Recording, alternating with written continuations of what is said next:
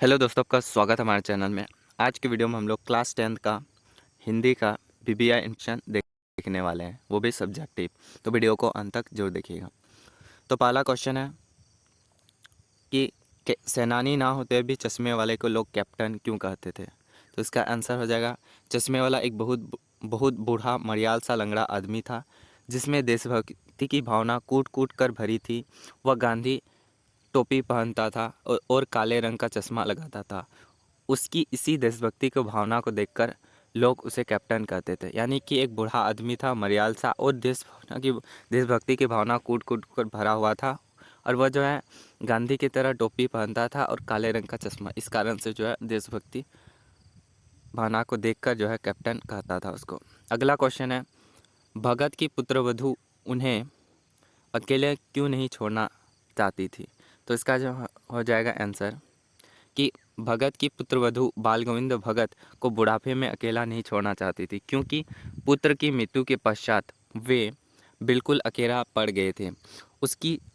उनकी सेवा करके वह अपने वैधव्य के दिन बिताना चाहती थी।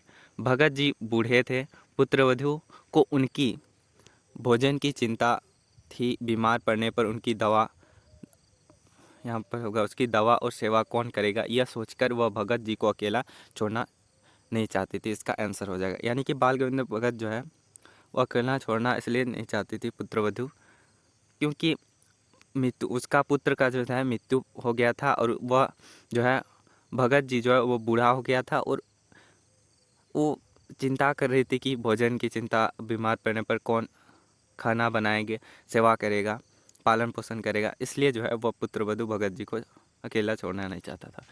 आगे है अगला क्वेश्चन है, भगत ने अपने बेटे की मृत्यु पर अपनी भावनाएं किस तरह व्यक्त की। तो भगत जी ने अपने बेटे की मृत्यु पर मृत के शरीर को आंगन में एक चटाई पर लिटाकर एक सफ़ेद कपड़े से ढक कर रखा। कुछ फूलों को तोड़कर तुलसी दल को उस पर बखेर दिया। उसके सिरहाने एक चिराग जलाकर रखा। उसके पास जमीन पर आसन जमाकर तल्लीनतापूर्वक गीत गाने लगे। गीत गाते गाते अपनी पुत्रवधू के नज़दीक जाकर उसे रोने के स्थान पर उत्सव मनाने को कहा। उन्होंने उसे समझाया, आत्मा परमात्मा के पास चली गई है। इसका आंसर हो जाएगा। अगला नंबर क्वेश्चन है कि लेखक को नवाब साहब किन हाव भावों को महसूस किया कि वे उनसे बातचीत करने के लिए तनिक भी उत्सुक नहीं है। आंसर हो जाएगा, लेखक को नवाब साहब के हाव भाव से यह महसूस नहीं होगा कि लेखक से तनिक भी बातचीत करने के लिए उत्सुक नहीं है, क्योंकि जब लेखक पैसेंजर ट्रेन के सेकंड क्लास पर एक डिब्बे पर खाली समझकर दौड़कर उसमें चढ़ गया, तो वहाँ एक बर्थ पर लखनऊ की नवाबी नस्ल के एक सफ़ेद संजन जो बहुत सुविधा से फाल्टी मारे बैठे थे। डिब्बों में सहसा लेखक कूद जाने से सज्जन की आंखों में एकांत चिंतन में विघ्न का असंतोष साफ दिखाई दिया। लेखक को देखकर नवाब साहब ने उनकी संगति के लिए किसी भी प्रकार का उत्साह नहीं दिखाया। अकेले यात्रा के चक्कर में लेखक को लगा कि नवाब साहब ने खीरे खरीदे होंगे, और लेखक को देखकर नवाब साहब असुविधा और संकोच का अनुभव करने लगे। मतलब जब लेखक सेकेंड क्लास में के डिब्बों में चढ़ा तो एक आदमी बैठा हुआ था, और वह जो है और उसके जो लेखक जो उसमें घुस गया, जब ट्रेन के डिब्बों में बैठ गया तो असंतोष दिखाई दिया, और नवाब साहब उसकी संगति का उत्साह नहीं दिखा। और अकेला यात्रा लेखक को लगा कि और अकेला यात्रा के चक्कर में लेखक लगा कि वो खीरे खरीदे होंगे, और नवाब साहब सुंदर संकोच का, और लेखक को वह संकोच जो है वह सज्जन व्यक्ति को देखकर जो है असुविधा और संकोच अनुभव हो रहा था। अगला क्वेश्चन है, वह कौन सी घटना थी जिसको सुनने पर लेखिका ना अपनी आंखों पर विश्वास हो पाया, ना ही अपने कानों पर। तो आंसर हो जाएगा, एक बार लेखिका के कॉलेज से प्रिंसिपल का पत्र अनुशासनात्मक कार्रवाई करने आया, जिसे पढ़कर लेखिका के पिता आग बबूला हो गए। उन्हें क्रोधित होकर कहा, यह लड़की मुझे कहीं मुंह दिखाने लायक नहीं रहेगी, और पता नहीं क्या क्या सुनना पड़ेगा वहाँ जाकर। उनके क्रोध के कारण लेखिका पड़ोस के एक मित्र के घर जाकर बैठ गया और अपनी माँ को कह दिया, जब पिताजी का मन गुब्बार निकल जाए, यानी कि क्रोध निकल जाए, गुस्सा निकल जाए, तब मुझे बुलाना। लेकिन माँ ने जब उसे घर चलने को कहा, उसे विश्वास नहीं हुआ। घर जाने पर पिता ने उस पर क्रोध करने की बजाय प्रशंसा की। यानी कि जब एक बार लेखिका जो है कॉलेज में अनुशात्मक करवाई, यानी कि बदमाशी किया था, कुछ भी अनुशात्मक तो था कार्य किया था, तो जिसे पढ़कर उसके पिता जो है उसको एक पत्र आया, बुलावा आया उसके पिता को। तो वह जो है क्रोधित होकर वह कहा जाए ये लड़की मुझे कहीं मुंह दिखाने लायक नहीं रखेगी और पता नहीं वहाँ जाकर क्या सुनना पड़ेगा। इसलिए जो है लेखिका पड़ोस के घर के मित्र के पास वह अपने बैठ गई, मतलब घर जाके पड़ोस के एक मित्र के पास जो है वह वहाँ जाके थोड़ी देर रह गया। तो वो अपनी माँ को कह दिया, यानी कि जब पिताजी का गुस्सा शांत हो जाए तब मुझे बुलाना। और जब उसे बुलाया तो उसके पिताजी क्रोध करने के बजाय प्रशंसा की, उसके वाह वाह किया। तो यही आंसर में लिखा हुआ था। अगला क्वेश्चन है, लेखक के व्यक्तित्व पर किन किन व्यक्तियों और किस रूप में प्रभाव पड़ा। तो लेखिका के व्यक्तित्व पर सबसे अपने पिता का प्रभाव पड़ा। उतना लाइन नहीं लिखना पड़ेगा, 2-3 लाइन लिख दीजिएगा तो आपका काम हो जाएगा। समझने में कोशिश करिए।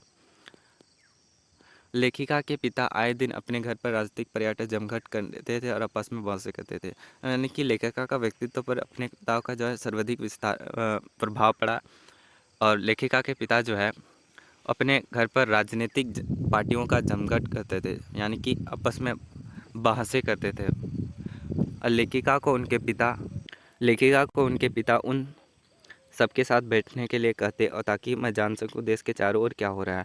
और जो है उसके पिताजी और लेखिका को साथ में बैठाते थे ताकि वह जा सके कि कहाँ कहाँ क्या क्या हुआ है, देश के चारों ओर क्या क्या हुआ है। अतः देशभक्ति की भावना धीरे धीरे लेखिका के मन में विकास होता गया। पिताजी के अतिरिक्त लेखिका हिंदी की प्राथमिक शीला अग्रवाल का प्रभाव पड़ा।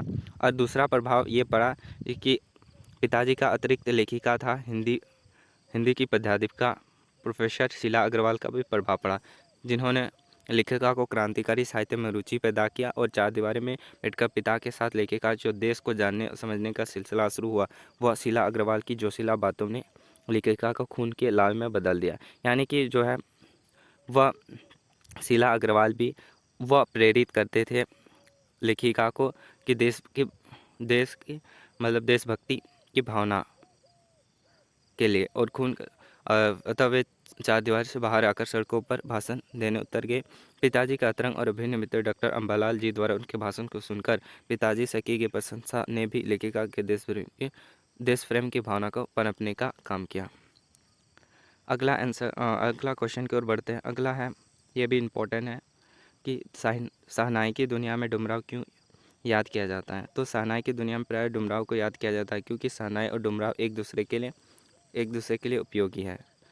शहनाई बजाने के लिए रीढ़ का प्रयोग होता है, यानी कि शहनाई बजाने के जो रीढ़ का प्रयोग होता है, रीढ़ के अंदर एक पोली होती है जिसके सहारे शहनाई फूंका जाता है। रीढ़ नरकुट एक प्रकार की घास से बना है जो डुमराव के मुख्यतः सोन नदी के किनारे पाई जाती है। इसी से शहनाई जैसा वाद्य बजता है। शहनाई वादक उस्ताद बिस्मिल्लाह खां साहब का जन्म स्थान डुमराव ही है और उसके परबदा उस्ताद सलाम हुसैन खान भी डुमराव के निवासी हैं।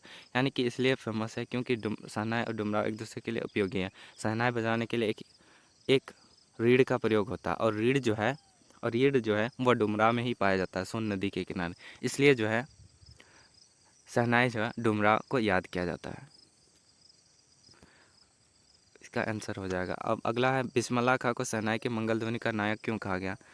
इसका आंसर हो गया, शहनाई वादक बिस्मिल्लाह खां को शहनाई का नायक माना जाता है क्योंकि अवधी पारंपरिक लोकगीतों एवं वेती में शहनाई का उल्लेख बार बार मिलता है। यह मंगल का परिवेश प्रतिष्ठित करने वाला वाद्य है। दक्षिण भारत के मंगल वाद्य नागेश्वरम की तरह शहनाई प्रभाती मंगल ध्वनि का संपूरक है। इसी मंगल ध्वनि की साधना बिस्मिल्लाह खां पूरी लगन से करते हैं और उनके संगीत एक आराधना है। बिस्मिल्लाह खां 80 वर्ष की उम्र में 5 वक्त नमाज करते, इसी सुर को पाने की प्रार्थना में खर्च करते थे। इसका आंसर हो जाएगा। तो होप आप लोग को वीडियो अच्छा लगा तो वीडियो को जरूर से लाइक शेयर सब्सक्राइब करेगा। मिलते हैं अगली वीडियो में, तब तक के लिए जय हिंद।